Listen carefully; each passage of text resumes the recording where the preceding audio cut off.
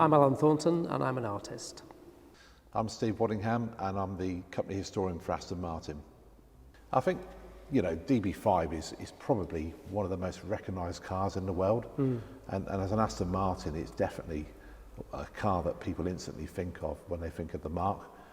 The DB5 is actually a very simple shape. Yeah. Although when you look at it, it comes back at your eye as being a beautiful car and lots of things to look at. But if you actually break it down, Yep.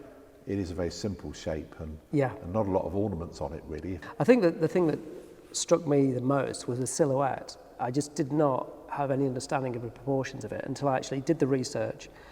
And then you look at the side profile and I think it's more beautiful than I expected, but just the proportions are just incredible, really. I always start with a bit of research on a car. I mean, so far I haven't shot anything that I'm not familiar with in some way, but every time I come to a new car, there's things I see that I don't expect to have seen, and it's exactly the same with the DB5. So I use quite specialist studios.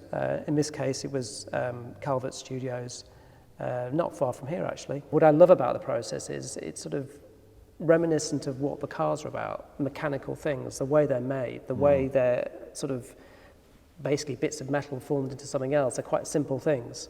And the half-tone process is the same thing. It's a simple process of different sizes of dots.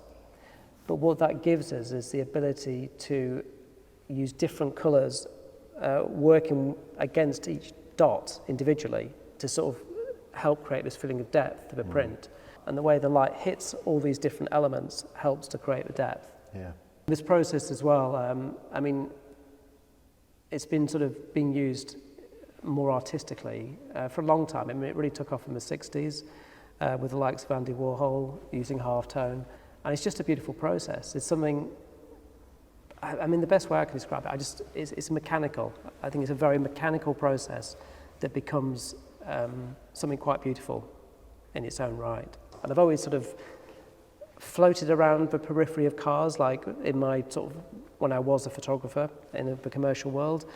But now coming at it from a sort of slightly more artistic perspective, using the halftone, diving back into the history of pop art, diving back into the history of cars, they all come from such a similar period. Yeah. So this particular piece is printed on Somerset satin paper. I'm a little bit of an obsessive when it comes to materials and the provenance of things, which I think comes back to my obsession with cars and brands like Aston Martin. It's that provenance and the attention to detail and where things come from.